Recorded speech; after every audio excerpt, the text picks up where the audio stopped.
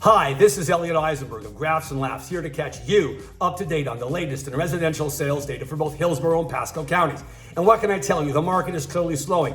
Inventory is well up. If you look at median time to contract, months of inventory, actual units of inventory, it's up well over 100% year over year. Although that's almost exclusively because inventory a year ago was infinitesimally tiny. Now it's a little bigger, but compared to the nation, it's still well down in Pasco and Hillsborough counties at about 2 months. Nationally, it's 3.2 months, well below the national average.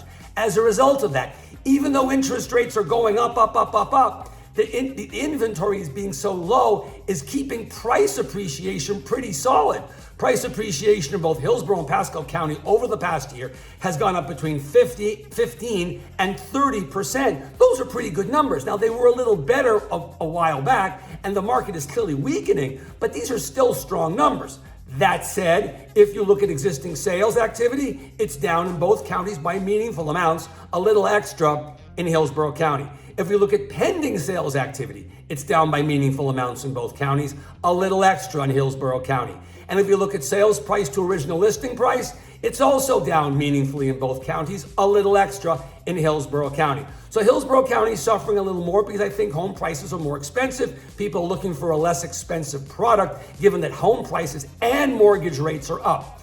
If we turn our attention and look at the national economy, in Q1 and Q2, GDP was just god-awful bad news. In Q3 that just finished, the numbers were really quite strong. We're not in a recession. And in Q4 that we're in right now, the numbers will be pretty good, pleasantly positive, not as good as Q3, but not nearly as, no negative numbers like Q1 and 2. And as a result of that, GDP overall in 2022 is going to be positive. That's really a great thing. The problem is inflation. It's continuing to be bad. It's high. It doesn't seem to want to come down much. And as a result of that, the Fed keeps raising rates. That's the problem.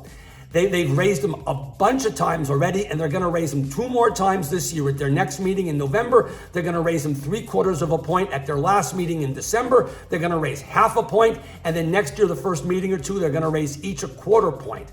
And the problem is by raising rates so much and so quickly, the chances of driving the economy into a recession keep getting higher.